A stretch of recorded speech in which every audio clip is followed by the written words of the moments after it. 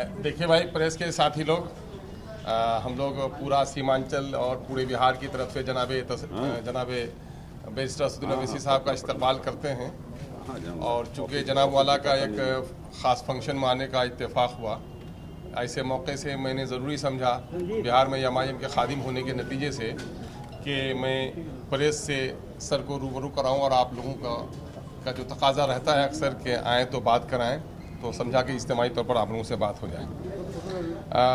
मैं इस वक्त हमारे लिए ये खुशी की बात है कि एमआईएम जो बिहार में इलेक्शन लड़ी और 5 नशिस्तों पर कामयाब हुई है, ये पहला मौका है जब हमारे कौमी सदर जनाब बैरिस्टर असदुद्दीन साहब हमारे दरमियान में तशरीफ़ लाए हैं। और इस दरमियान में एमआईएम ने बिहार के उस इलाके को, जिसे हम सीमांचल के नाम से जानते हैं, सीमांचल के पिछड़ेपन के निदान के लिए जो कोशिश की है और 5 अरकान असम्बली में जिस मजबूती के साथ सीमांचल के मसाइल को उठाया है, ये मौका था कि हम उसका तस्करा करते। हम लोगों ने 5 लोगों ने सीमांचल के मुद्दों को उठाया, वहाँ के पिछड़ेपन, वहाँ के डेवलपमेंट की बात कही है। साथ ही सीमांचल में वहाँ सैलाब, कटाव, नदियों पर पुल, महानंदा पर पुल की तामीर, अलीगढ़ यूनिवर्सिटी के कैंपस, पूर्णिया को उपराजधानी, पूर्णिया में एयरपोर्ट, पूर्णिया में हाई कोर्ट के बेंच, इन तमाम तर मसाइल को हम लोगों ने मजबूती से असम्बली में उठाया है, जिसके गवाह आप भी होंगे। साथ ही इस वक्त एक बात देखी जा रही है कि बिहार में बहुत सारी सेकुलर पार्टियां हैं, वो अक़लियतों के हवाले से बात करने से डरती, सहमती और घबराती रही हैं। ऐसे वक्त में एमआईएम ने इस कमी को पूरा किया है और बिहार में ख़ासकर अक़लियतों और दलितों के मुद्दों को बहुत ही मजबूती और तवानाई से उठाया है। चाहे उर्दू के मसाइल हो, वक्फ बोर्ड का मसला हो, इन तमाम तर मसलों पर एमआईएम ने बड़ी मजबूती से, हमारे 5 एमएलए ने मिलकर हम लोगों ने काम किया है। साथ ही आप देखेंगे कि बिहार में कई जगह फ़िरक़ावाराना कशीदगी की फ़ज़ा पैदा हुई। वैशाली में गुलनाज को जलाया गया और वो सिसक कर दम तोड़ दी, लेकिन असम्बली में किसी पार्टी ने, जो लोग अक़लियतों की मसीहाई की बात करते हैं, किसी ने आवाज़ उठाने की हिम्मत नहीं की। एमआईएम ने उसकी खबरगिरी भी की और सरकार के सामने में उसकी ज़िल्लत भरी मौत की दास्तान भी सुनाई। साथ ही आपने ये भी देखा होगा कि पिछले दिनों समस्तीपुर में सनोबर के साथ भी वो सलूक किया गया, मॉब लिंचिंग हुई, और उसके ख़िलाफ़ भी मैं समझता हूँ कि एमआईएम ने बड़ी ज़िम्मेदारी के साथ अपने ज़िम्मेदारी को अदा किया है। तो ये कोशिश हमारी चल रही है कि बिहार के किसी भी हिस्से में दलितों पर, अक़लियतों पर, किसी जाति पर जुल्म हो, हम लोग इंसाफ की लड़ाई लड़ रहे हैं। अभी गुज़िश्ता 23 तारीख को जनाब वज़ीर आला के क़यादत में माननीय मुख्यमंत्री के साथ ऑल पार्टीज़ डेलीगेशन में हम लोग को जाने का इत्तेफाक हुआ और वहाँ पर पिछड़ों की अलग से गणना हो, उसकी वकालत बिहार ने पूरे देश में सबसे पहले मजबूती से की है। उसमें एमआईएम की तरफ से शामिल होने का मौका मिला। हम लोगों ने भी इसकी पूरी वकालत की है कि सिर्फ किसी धर्म विशेष का नहीं, बल्कि धर्म आधारित ये देश है और सारे धर्मों में अगड़ी और पिछड़ी जातियां हैं, इसलिए तमाम तर धर्मों के पिछड़ी जातियों की गिनती इरादा से हो, इसकी हम लोगों ने वहाँ वज़ीर आज़म के सामने भी वकालत की है। दूसरी बात, एक मौका मिला तो वहाँ भी वज़ीर आज़म को हम लोगों ने एक मेमोरेंडम अपनी पार्टी की तरफ से दिया है कि सीमांचल डेवलपमेंट काउंसिल बने, सीमांचल को अलग से डेवलपमेंट का फंड मिले, सीमांचल को वहाँ अलीगढ़ एएमयू के लिए पैसे मिलें, पूर्णिया में हाई कोर्ट का बेंच और एयरपोर्ट को जारी किया जाए। ये सारी वकालत हम लोगों ने बहुत मजबूती से की है। साथ ही एमआईएम के जीतने के बाद उस इलाके के सैलाब, कटाव और जो लोग विस्थापित हुए हैं, हज़ारों लोग वहाँ पर विस्थापित हुए हैं। घनी नदियाँ जो महानंदा, डोंक, मेची, कनकई, परमान हैं, वो चलती हैं, जो हिमालय के गोद से निकलती हैं, और लगभग 150 किलोमीटर के दायरे में जो नदियाँ बहती हैं, वो सीमांचल के कई प्रखंडों में 10 किलोमीटर में आकर समाहित हो जाती हैं, जिससे तकरीबन 2000 से ज़्यादा लोग विस्थापित हैं। और बिहार की आपदा न्यायवाली के अनुसार उन तमाम तर विस्थापितों को घर बनाने का पैसा मिलना चाहिए। 91,000, 95,000 ज़मीन का मुआवजा, मवेशी का मुआवजा, वो नहीं मिल पा रहा है। तो उसके लिए भी अभी पार्टी ने बड़ी मजबूती से 5 लोगों ने, हम लोगों ने कोशिश की है तो मैं समझता हूं कि उसकी वजह से उन विस्थापितों को 91 से लेकर 95,000 रुपये तक मिलने का रास्ता आसान हुआ है। ये सारा काम हम लोगों ने किया है। हमारे चूँकि ये आपके सामने में भी और हमारे चूँकि राष्ट्रीय अध्यक्ष आए हैं तो उसके सामने में भी गोया पार्टी की एक रिपोर्ट के तौर पर आपके माध्यम से हम लोगों ने पेश की है। आप लोगों ने बड़े कम वक्त में बड़ी जिम्मेदारी के साथ अपनी मौजूदगी दर्शाई है। हम आपका शुक्रिया अदा करते हैं। आप लोगों को कुछ पूछना है तो अख्तर भाई तो पूरा बोल नहीं सर पूरा बोल दिया अख्तर भाई। पार्टी को सीमांचल का की महसूस क्यों रखा है आपने? सीमांचल के बाहर दरभंगा के इलाके महरूम हो रहे हैं, वहाँ तक पार्टी का विस्तार, पार्टी की तोसी क्यों नहीं कर रहे? नहीं इंशाल्लाह कोई इलाके बिहार के महरूम नहीं रहेंगे, खुदा ना खास्ता। पूरी ताकत के साथ और पूरी तैयारी के साथ मुख्तलिफ मुकामात पर जहाँ जिस जगह का नाम आपने लिया है वहाँ पर भी हमारा संगठन मजबूत किया जा रहा है और इंशाल्लाह पार्टी फैल रही है और मजबूत बनेगी इंशाल्लाह। ओवैसी साहब योगी साहब ने कल अब्बा जान कहकर संबोधित किया। किसे टारगेट करने की कोशिश कर रहे हैं? आपको क्या लगता है? नहीं हमको क्या लगता है भाई, वो कह रहे हैं सारी चीजें अब्बा जान कहे जाने वाले लोग तड़प रहे हैं, कब्जा कर रहे हैं। देखिए उन्होंने अपने भाषण में मंच से झूठ बोला और झूठ बोलने की उनकी एक आदत बन चुकी है। मैं उसको झूठ इसलिए कहता हूँ क्योंकि आप देख लीजिए आप ही के एक बरादरी है कि जर्नलिस्ट हैं, उन्होंने ये बताया है कि उन्होंने कहा कि राशन पीडीएस चोरी हो जाता था। हम योगी आदित्यनाथ सरकार से पूछना चाह रहे हैं कि पिछले साल एक 5 साल की सोनिया कुमारी लड़की आगरा में जो शीला की और पप्पू की बेटी थी, 15 दिन राशन नहीं मिला तो उसकी मौत हो गई। तो सोनिया कुमारी का क्या मजहब था? दूसरा ये है कि ये 2020 का वाक़या कह रहे हैं आप, यानी इनके हुकूमत बनने के 4 साल के बाद एक बोजाराम साहब का घर है, वही इसी तरह से बिल्कुल ही कमज़ोर, उनकी फ़ोटो मेरे पास है, दिखा सकता हूँ कि उनको खाना नहीं मिला। एक माँ है जो डिसेबल है, उनकी बेटी का नाम बेबी कुमारी है, वो भूखी है, वीडियो है उसका। एक है अलीगढ़ की गुड्डी और उसके 5 बच्चे भूखे हैं 2 महीने से। ये सब कौन है फिर? ये क्यों इतना झूठ बोलते हैं? एक रानी देवी के झोपड़ी में ये बेवा है, उसका 14 साल का पोता जो है रिक्शा चलाता है, दिन में 4 रुपये 5 रुपये कमाता है। फिर वैसे ही नुज़रत बानो है 22 साल की, उनके पास रेशन कार्ड नहीं है। तो ये क्यों इस तरह की बातें करते हैं? और फिर ये बोलना कि वो लफ्ज़ इस्तेमाल की अब्बा जान। क्या ये बात सच नहीं है कि आपने मुसलमानों का ड्रॉप आउट रेट कंट्रोल करने के लिए क्या किया? 60% ड्रॉप आउट रेट है उत्तर प्रदेश मुसलमानों का, 2% ग्रेजुएट होते हैं, 3% 12th पास करते हैं।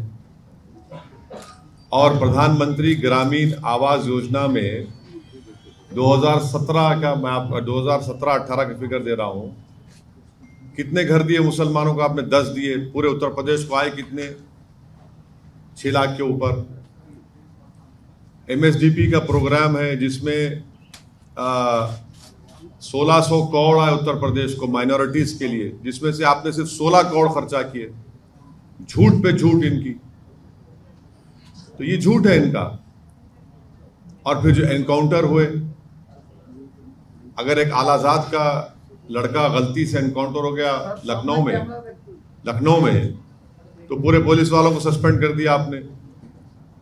तो ये इनकी एक आदत बनी हुई है झूठ बोलने की, और ये समझते हैं कि इस तरह से बोलकर वो अपनी गिरती हुई साख को उठा पाएंगे, मगर उत्तर प्रदेश की जनता देख रही है उनको, कैसे वो देख नहीं पाए कोविड के सेकेंड वेव में जब गंगा के ऊपर लाशें तीर रही थी, ऑक्सीजन के लिए लोग तड़प तड़प कर मर गए, दवाएं और इंजेक्शन नहीं मिल रहा था, रेमडेसिविर नहीं मिल रहा था, टोसिलमिज़ोब नहीं मिल रहा था, दफनाने के लिए जलाने के लिए लकड़ी नहीं, तो नदी के किनारे लाशों को जलाए तो कुत्ते लोच कर खा रहे, वो भी दुनिया ने की आंखों ने देखा।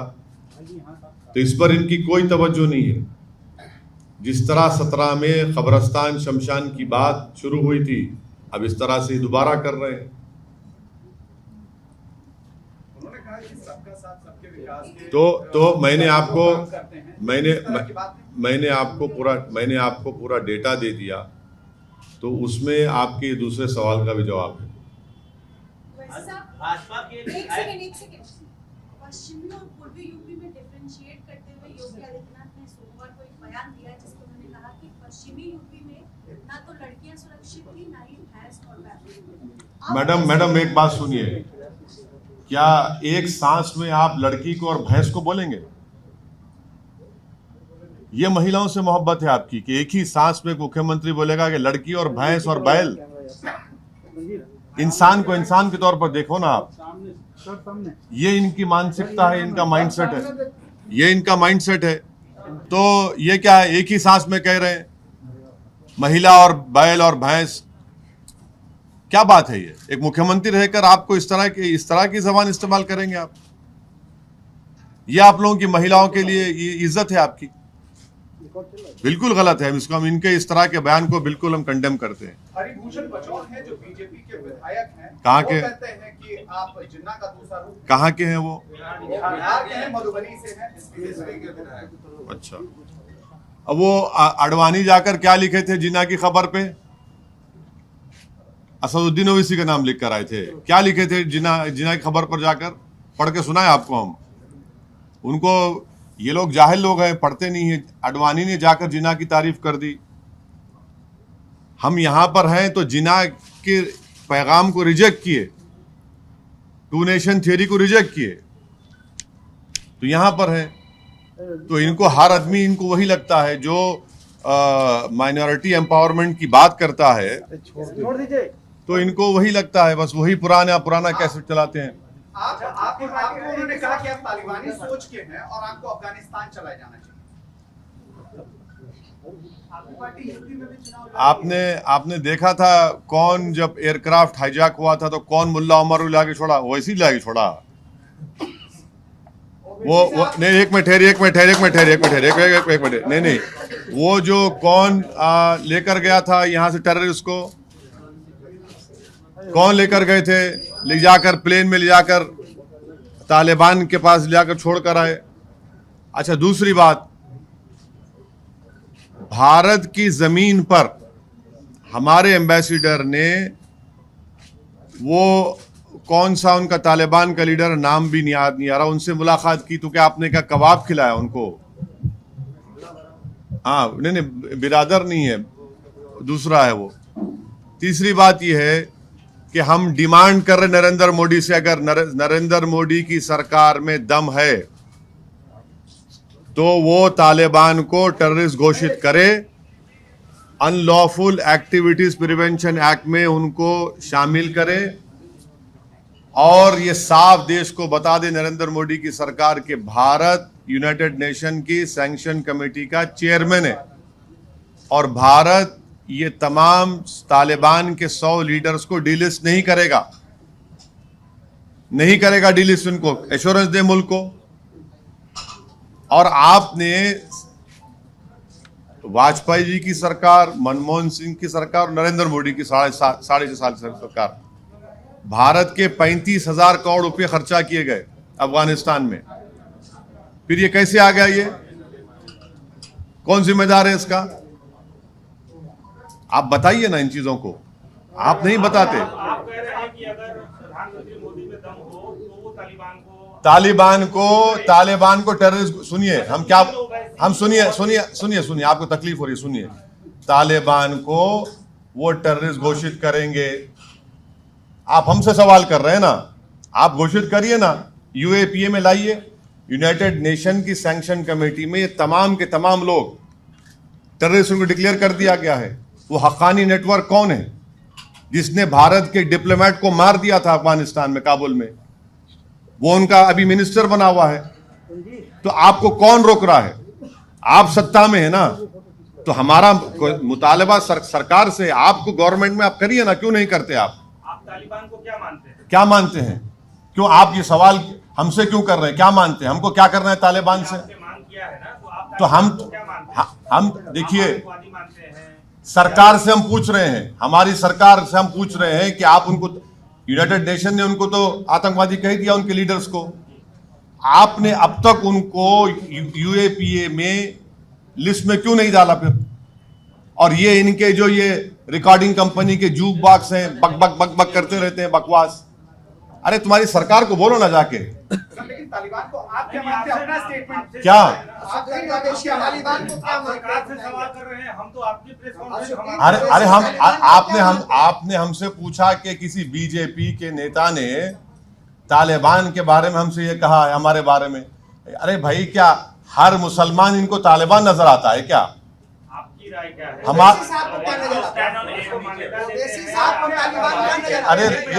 अरे आप लोग इस तरह से जर्नलिस्ट लिंचिंग नहीं करते, सवालात करिए, एक के बाद एक करिए। हम बैठे हैं ना, भाग कहाँ रहे? सवाल एक ही है, सबका सवाल एक ही है। नजरुद्दीन ओवैसी साहब या आपकी पार्टी तालिबान को मान्यता देती है या फिर आप तालिबान को क्या मानते हैं? नीचे का भैया, तालिबान को हम शुरू से कह रहे हैं। 2013 से मैंने पार्लियामेंट में स्पीच कहा, 2015 में कहा, 2016 में कहा, और 2000 जब ये CAA का बिल पास हुआ था, मैंने कहा ये बहुत बड़ी स्ट्रेटेजिक गलती कर रहे हैं आप। तालिबान आएगा, आप इसको CAA के कानून को आप रिलीजियस न्यूट्रल बनाइए। और बनाने क्या स्पीच सुनिए जाके पार्लियामेंट में हमारी। हमने कहा कि कल आपको ताजिक को, हजारा को, उज़्बेक को, तुर्कमेन को आप भारत में सिटीजनशिप दे पाएंगे? अफगानिस्तान में आ रहे हैं वो लोग। आपने अपना स्ट्रेटेजिक बहुत बड़ा ब्लंडर कर दिया वहां पर। ये आपने क्या? अरे ये देखिए, तालिबान से असदुद्दीन ओवैसी को क्या करना है? क्या करना है हमको? आपके दिमाग में बात आती भी क्यों है? आप क्यों शक करते हैं हम पर? इस तरह का सवाल करना, आपका शक नहीं, आपका शक करना है नहीं, बिल्कुल शक करना है आपका, बिल्कुल।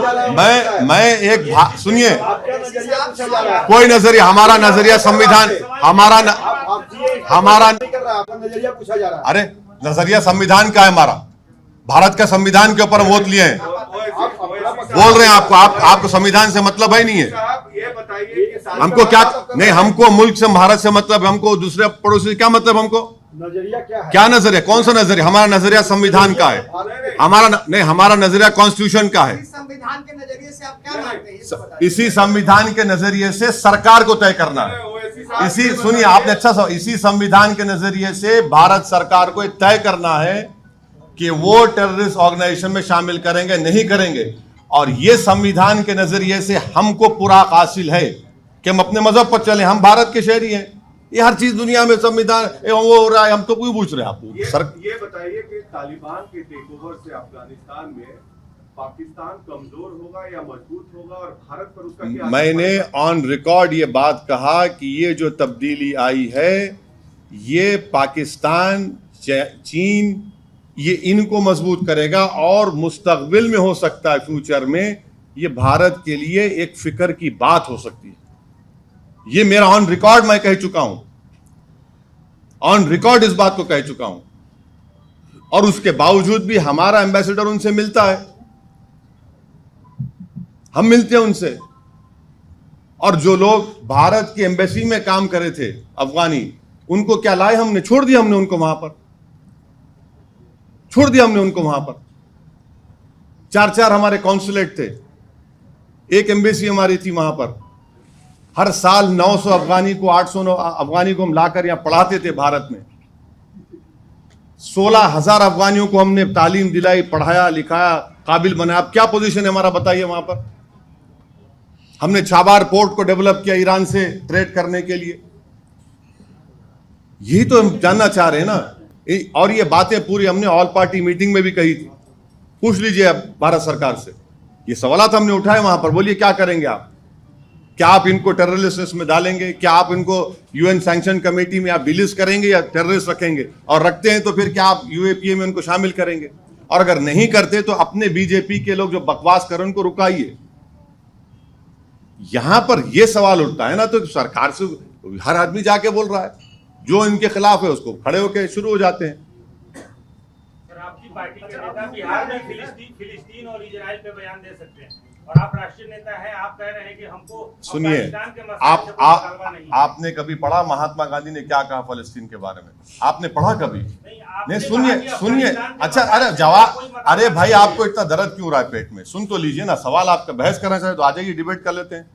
आप जर्नलिस्ट से सवाल किए ना, जवाब सुनिए ना। हमको नहीं होता है, हमको नहीं होता है, हमको नहीं होता, हम बहुत मोटी चमड़ी के हैं, आपको होता है। सुनिए, सवाल करिए, जवाब भी सुनिए। नेताओं का काम जवाब देना है और आपका काम सुनना है, पत्रकारों का। बहस से करना नहीं है। यूनाइटेड नेशन के रेजोल्यूशन है फलस्तीन के ऊपर कि इजराइल काबिज है, वहां पर है ही नहीं है। यूनाइटेड नेशन का भारत हमेशा से फलस्तीन को तायद किया नहीं किया, इसमें उसमें फर्क है नहीं है। हमने तायद की फलस्तीन की, हमेशा हमारा मौक़िफ़ रहा कि फलस्तीन का एक आज़ाद मुल्क बनना चाहिए। मस्जिद अक्सा बैतुल मुक़द्दस वहां पर है, इसका एक हिस्टोरिकल है, आप देखते नहीं आप लोग। अच्छा, उत्तर प्रदेश इसी समय यूपी में प्रधानमंत्री नरेंद्र मोदी और योगी महेंद्र प्रताप यूनिवर्सिटी और अलीगढ़ में डिफेंस कॉरिडोर की शुरुआत कर रहे हैं। महेंद्र प्रताप के बारे में ये कहा गया कि एएमयू में उन्होंने बहुत जमीन दान दी थी, लेकिन कभी उनका कोई जिक्र नहीं किया गया। ठीक, एएमयू के यदि आसपास ये बन रहा है तो इसको आप कैसे देखते हैं? नहीं, गलत बात है। महेंद्र प्रताप साहब का तस्वीर भी है, उनकी इज्जत की निगाहों से वहां पे देखा जाता है और उनकी बड़ी कदर की जाती है। वो तो उस जमाने में मुस्लिम उलेमाओं के साथ जाकर एक हुकूमत भी बनाए थे, तो ये बात गलत है। उनकी बड़ी इज्जत की जाती है, कोई बात नहीं। आप लोग चुनाव लड़ रहे हैं, यूपी में तय हो गया किसके साथ स्ट्रेटजी करेगा? हाँ, चुनाव तो लड़ेंगे ना, बिल्कुल लड़ेंगे। कितनी सीटों पे 100 वाली बात है? हम तो 100, हमारे शौकत साहब सदर ने कहा कि 100 सीटों पर हम लोग तैयारी करें लड़ने की। मुख्तार साहब को टिकट देंगे, टिकट मिलेगा? नहीं मालूम, अभी तो मुझे नहीं मालूम, उस बारे में तो नहीं मालूम। हाँ, हमने ये कहा कि अगर उनको टिकट हम देने तैयार हैं, अब उनसे बातचीत नहीं हुई हमारी। बाहुबलियों को आपकी पार्टी जगह दे रही है, ऐसा आरोप लगेगा? प्रज्ञा ठाकुर दूध की दुली भी है, क्या बात है? 37% एमएलए बीजेपी के, इनके क्रिमिनल चार्जेस है यूपी में। हाँ, जेडीयू जितने एमपी है, कितनों पर केस है बताइए? ये सब क्या है? लोकप्रिय नेता है पूरे ये। अभी उसी धारा में चलेंगे ना। अरे जब आपके लिए अच्छा है तो मुझे भी अच्छा होना चाहिए ना। है आप वोट दाग अच्छे हैं। हाँ, नहीं, दाग आपको हमारी नजर आते ना, दूसरों के दाग आपको दूध की तरह नजर नहीं आते। आपको तो वो तो आपको दिखता है कि वो जख्म है, नजर आता है वो।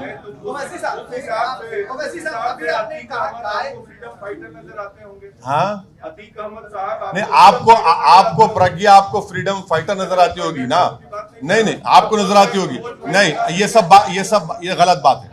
उनके ऊपर चार्जेस हैं, कोर्ट ने प्रूव नहीं किया उसको, और इलेक्शन कमीशन उनको इजाजत देता है लड़ने की। अगर आप फ्रीडम फाइटर की बात करें तो फिर चलिए, सबकी बात करिए, कौन रोक रहा है आपको? अतीक अहमद भारत के शहरी हैं और लीगली वो इलेक्शन लड़ सकते हैं, उन पे क्रिमिनल केसेस हैं और अभी तक वो इलेक्शन लड़ सकते हैं, लड़ेंगे, क्यों बात है? बिल्कुल लड़ाएंगे। नहीं, वो बात अभी नहीं, जब होंगी बताएंगे आप। अभी आपने कहा महिलाओं के सम्मान की बात करी, आपने कहा कि भैंस और महिला को एक साथ नहीं देखा जा सकता। बोला गया ना, मुख्यमंत्री ने बोला उसको। इसी से एक सवाल है सर रिलेटेड कि दिल्ली में एक मामला आया है, रियाजुद्दीन, जिसने 9 साल पहले तलाक दे दिया और फिर अब वो 9 साल बाद अपनी वाइफ के पास आता है और कहता है हलाला के जरिए तुम मुझसे फिर दोबारा निकाह करो। अब इस पर आप क्या कहते हैं? कैसा सम्मान है? नहीं, केस बुक करिए उसके ऊपर। क्या आपको मालूम भारत में कितने चाइल्ड मैरिज होते हैं? उसमें मुसलमान कितने हैं? बोले आपको हम कितने चाइल्ड मैरिज होते बताएं आपको मालूम 33 लाख महिलाएं शादी होकर अपने शौहर के साथ नहीं, उसमें कितने महिला मुसलमान हैं बताइए। एक इशू उठाकर आप लोग कब तक ऐसा करेंगे? छोड़िए ना, अरे छोड़िए ना, छोड़िए। अरे उसको केस बुक करिए, क्या पार्टी का हो गया? हमारे कहाँ पार्टी का हो गया? कौन बोले पार्टी का है? अरे क्या इंडिविजुअल केस को आप क्या वो सुन इतने भड़क नहीं रहे हैं, आपको सच्चाई बयान कर रहे हैं। आपको बोल रहे हैं कि बताइए चाइल्ड मैरिज कितने होती हैं, कितने मुसलमान होती बताइए, कितने 33 लाख अगर शादीशुदा औरतें जो अपने शौहरों के साथ नहीं है, कितने मुसलमान है उसे बताइए। हलाला गैर कानूनी है, हलाला गैर कानूनी है। कहाँ होता है हलाला बताइए आप, हलाला कहाँ होता है बताइए आप, बताइए कहाँ? अरे होता कहाँ है बताइए, सब बेकार। किससे वो बात करेंगे तो हम सबसे बात करने तैयार हैं, सपा हो बीएसपी हो, बात करेंगे, बात करेंगे, बात करेंगे। ये लगता है कि आप बीजेपी के गोलकीपर हैं और सेक्युलरिज्म के मतलब कम से कम आप तो नहीं करना चाहिए ना सवाल, कम से कम तो आप तो नहीं करना चाहिए ना सवाल, कम से कम आप तो नहीं करना चाहिए। यहाँ क्या हुआ?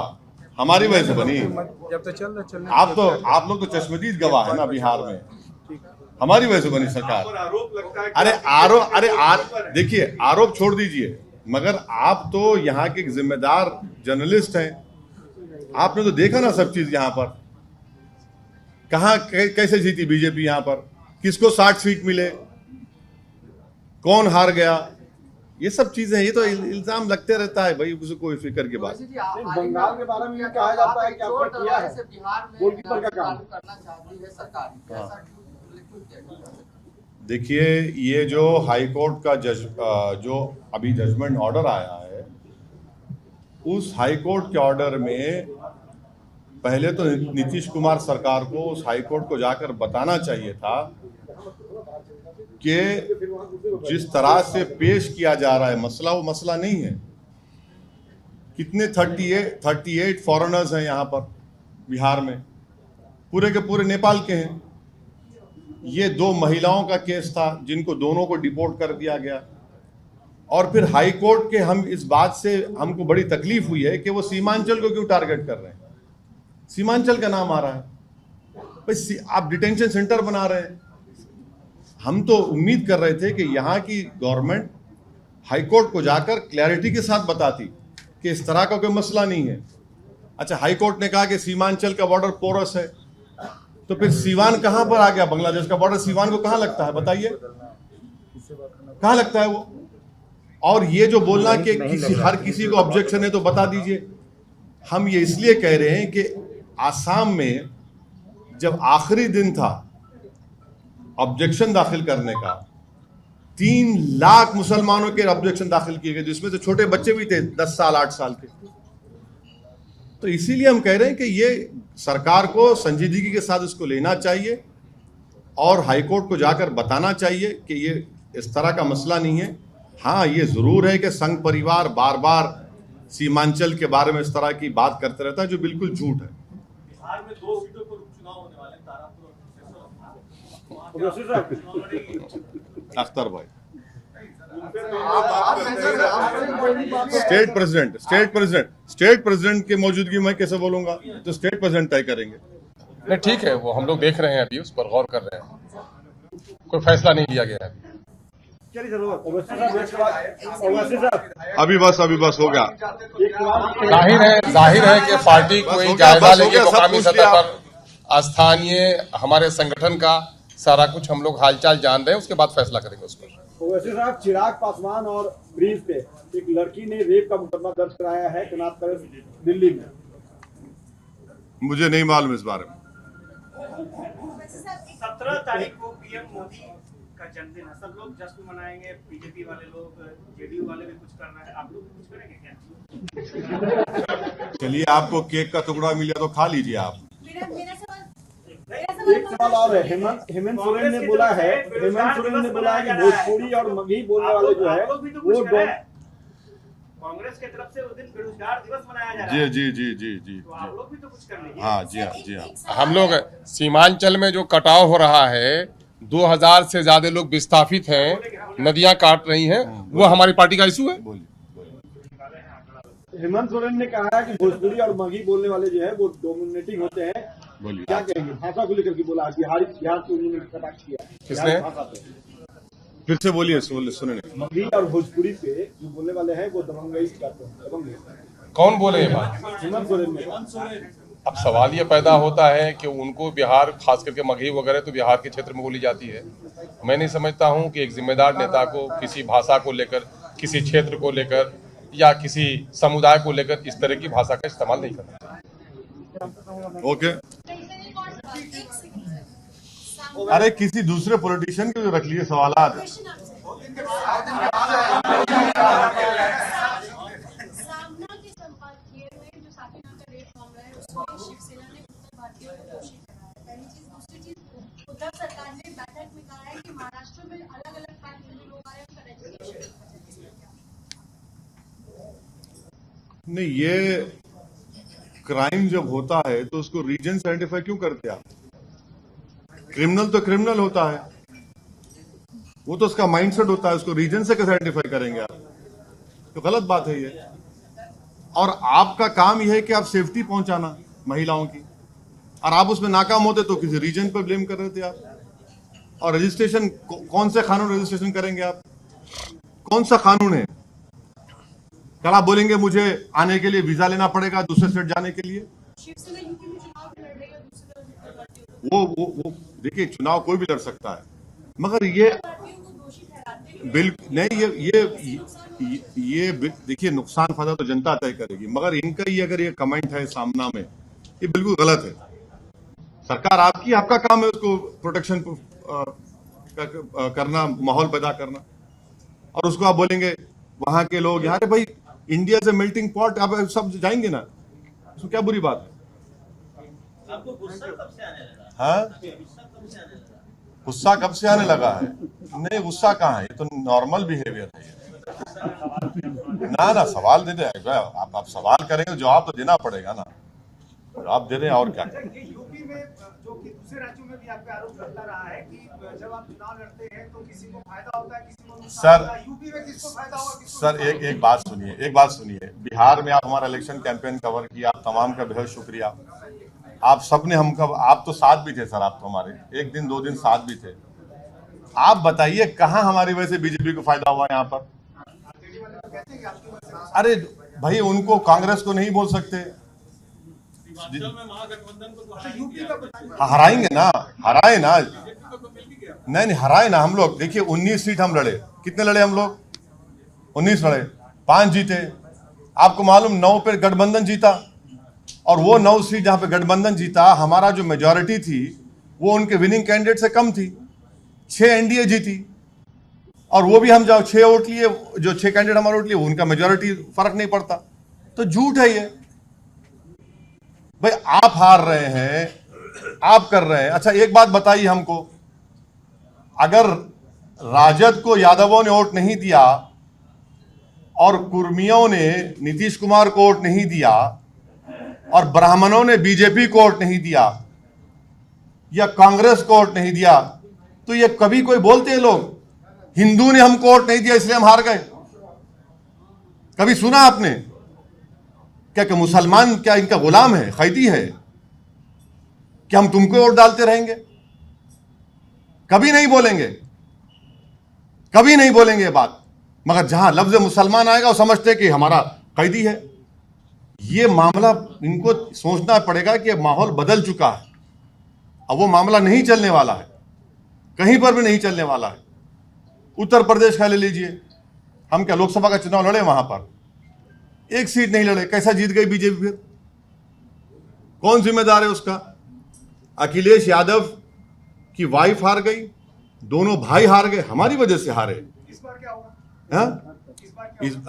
मैं तो ज्योतिषी नहीं हूं ना, मैं कोई सेफोलॉजिस्ट हूं। मैं हाथ देखकर भी नहीं बोल सकता क्या होने वाला है। मुझे क्या मालूम क्या होगा? जो भी होगा अच्छा होगा इंशाल्लाह। आम आदमी पार्टी की तिरंगा यात्रा को आप कैसा मानते हैं? हाँ? आम आदमी पार्टी की तिरंगा यात्रा को आप कैसा मानते हैं? अरे भाई उनका प्रोग्राम, मेरे को क्या करना है उससे? उनका प्रोग्राम है, दिल्ली में पूरा पानी घुसा हुआ है। हो रहा आपने हूँ कहा है कि 11% यादव वोट बैंक वाले यादव ना, 11 भी नहीं, 11 भी नहीं। मुख्यमंत्री बनेगा और 19% वाले मुसलमान को मुख्यमंत्री अब बनाना चाहते हैं उत्तर प्रदेश में। तो क्या धर्म आधारित आप मुख्यमंत्री चुनेंगे उस तरीके से? नहीं, धर्म आधारित कहाँ है? आपने CSDS का डेटा पढ़ा आपने?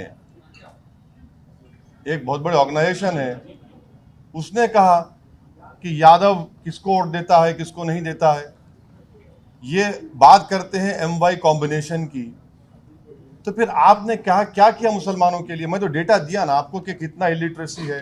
लोएस्ट लिटरेसी रेट मुस्लिम्स का है यूपी में, महिलाओं में सबसे लोएस्ट महिलाओं में मुसलमानों का है। आपने क्या किया बताइए? हिस्से, हमारी लड़ाई हिस्सेदारी की लड़ाई है और हिस्सा मिलना चाहिए, क्यों नहीं मिलना चाहिए? ये सब ब्राह्मण सम्मेलन हो रहा है यूपी में, वो क्या हो रहा है? क्या हो रहा है बताइए फिर? वो ये भी तो हो रहा है ना, ये भी तो आप लोग भी देख रहे हैं, हम भी देख रहे हैं, तो सब लोग कर रहे हैं। और हम बोलेंगे कि मुस्लिम एम्पावरमेंट की, पॉलिटिकल एम्पावरमेंट की, हिस्सेदारी की बात करना, तो कौन बुरी बात क्या है इसमें? सच्चर कमेटी रिपोर्ट में सुप्रीम कोर्ट में चैलेंज किया गया, जनवरी में PIL दाखिल की। वो कुछ नहीं होगा, वो इससे पहले भी करे थे, उसका जजमेंट है ऑलरेडी। आपने कहा कि सपा ने मुसलमानों के लिए कुछ नहीं किया यूपी में, आपको हिस्सेदारी मिलनी चाहिए, आप 19% है, वो 11% है। सपा से किस तरह की हिस्सेदारी की अपेक्षा रखते हैं आप? अगर आप तालमेल करना चाहें या वो करना चाहें आप? जब कुछ बात हो जाएगी तो आपको बताएंगे। आप बताइए, अभी संदेश पहुंचाएंगे उनके पास।